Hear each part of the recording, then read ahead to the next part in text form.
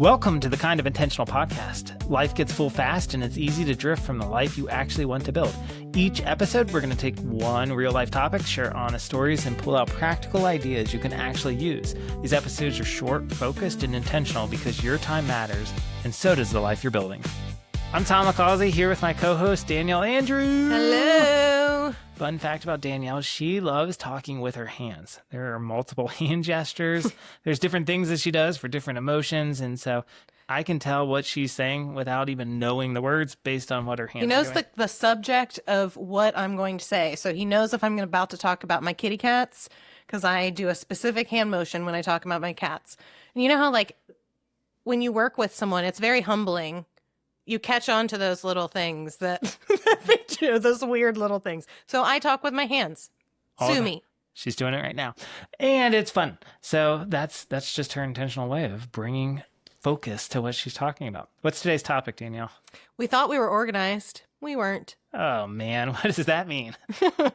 I think, well, we could think of a work example probably and a life example. But for me, there's lots of times where I feel like I had an intentional plan of wanting to be organized, but then it just didn't go that way. Oh my gosh. And you have to just rework it, rethink it, try again. Sometimes you get so frustrated that it's not working that you just give up entirely. Yeah, 100%. So what did that look like? Is that an example? Yeah, so our family, we decided that we were going to switch over our calendars from just the Apple calendar that we were using to using the Skylight, because the features are, there's a task list in there for the kids, chores, all that stuff. So it's got a lot of nice features. Well, switching your calendar over is not an easy task, especially when there's multiple humans involved. And so for a while we were using two calendars, which is obnoxious, but it's just, you get in survival mode and you just do what works. And so because the kids' things were on the Skylight calendar and work things were on the Apple calendar, it just made for never the same, a mess, and things get lost and missed. And so, one of the things that I did was, to avoid using my Apple calendar, because we talk a lot about mindset and behavior shifts, right?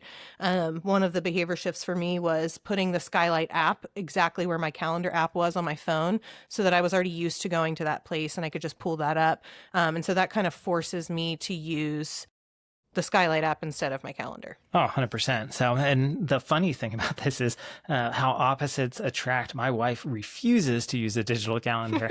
So we have a paper calendar, which is one of my least favorite things. And then we have our digital calendars.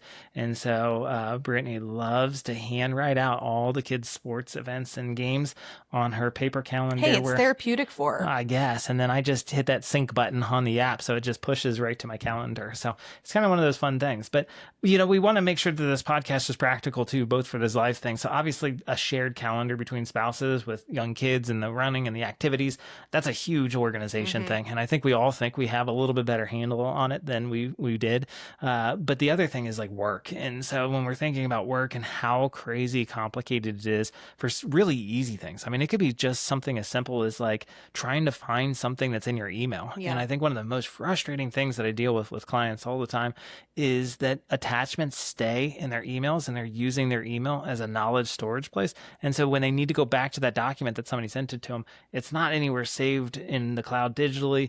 It's in their email. And now it's a 10-minute process to use Outlook to try to search, or Google to try to search through the emails and which emails have attachments and which version do you need to open. And you feel like you're organized because people may put emails into folders and try to organize based on folders. But it's one of those things where it just is so frustrating when you have to go back to it and try to find it across the board. So both of those things are just like really prime examples how they're not that far off, and they're kind of like our daily practice is to use those calendars or to use that email. And it's not that far off, but I mean, just with some really simple behavior shifts and some systems and stuff, you can drastically improve how much time you spend searching for things. Yeah, 100%. So what's some behavior things that you guys really had to do? Like, I mean, walk me through your Skylight and like what changed and how you guys had to physically change on that. Yeah. So first of all, it was just actually using that app instead of the calendar. You mean like when you buy new crazy. When you buy new technology or new software, it's almost like you have to use what they recommend. Figure out how to use it and use it. Crazy. So, and then just, there's a lot of logistical things that go into things. When you buy something new, you got to look at how it works, and figure all those things out. And so it was really just getting comfortable with it and being in it, trying new things, adding new tasks, adding new events. The nice thing is, some of the behavior shifts we didn't really have to implement so much because the skylight's implementing them for us. And so that's the nice thing about technology, is it can provide us lots of organization if that's what we choose.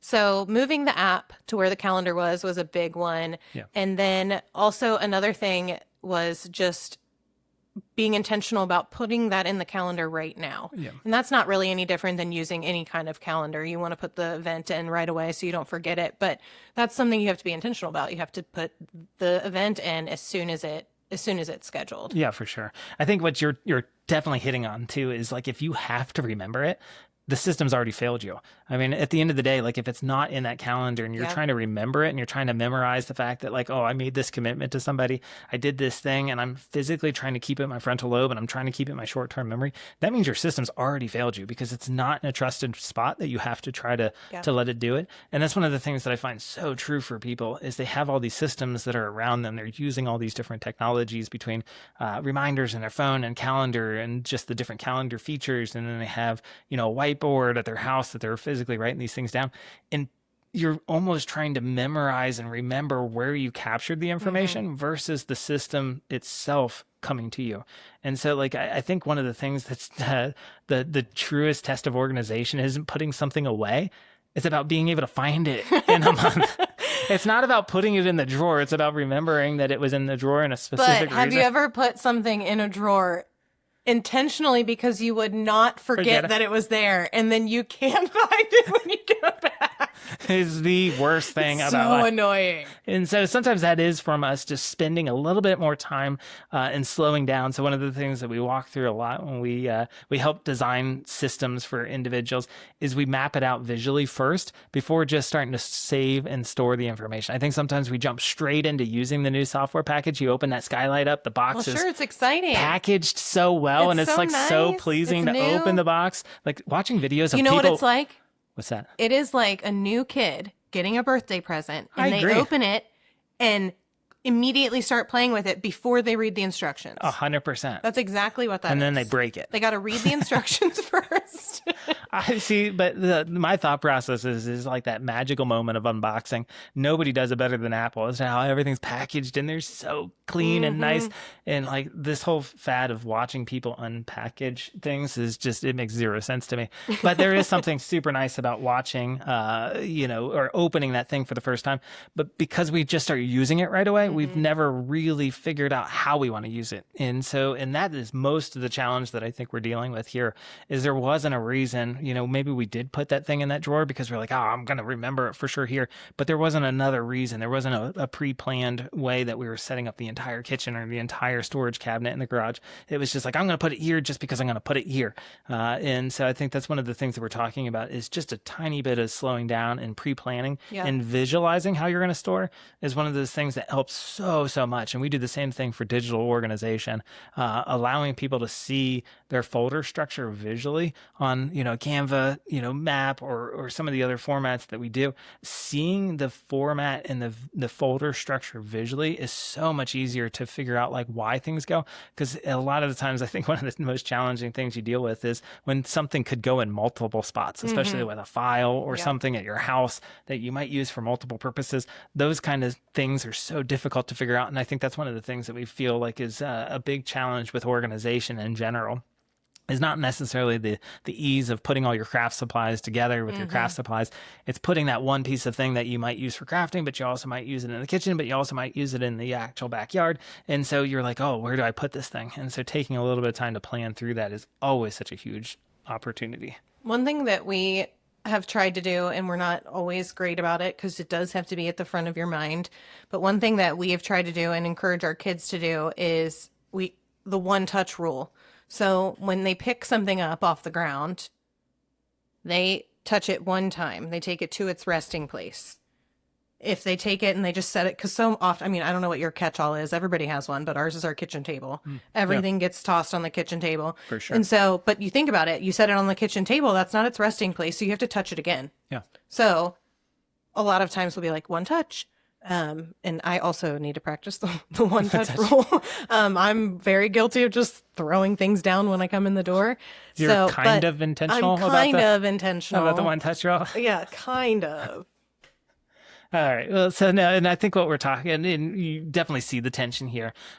Nobody's got this all figured out. I mean, no matter how much organization stuff you have, no matter what kits you buy from the Container Store to put things away in the right order and color coded and those things, it's always something that's going to work and it's going to be navigated. I think another great example, our garage always expands during the winter times. It's like those months from November until March. It's like our 2-car garage can just barely fit one car in it, or whatever the case may be. And it's just like things just start to crowd in from the walls towards the center of the room. And it's not until you really pause and then you go out there and you say, hey, I'm going to spend a little bit of time, I'm going to redo that. Organization is the same thing. I think a lot of people think about like digital organization very differently than they think about physical organization. If you had a whole stack of paper and a whole bunch of clutter in a room, it's a lot easier to physically see than digital clutter, where it's just starting to stack up. And no different than you have to clean house, you absolutely have to clean out your digital organization as well. And and so pictures, great example of that. Let's talk about some practical systems here. So pictures is a great example. I was just telling somebody yesterday at a meeting, they were scrolling through their phone trying to find a picture, and they were like, this is so frustrating. I can never find anything.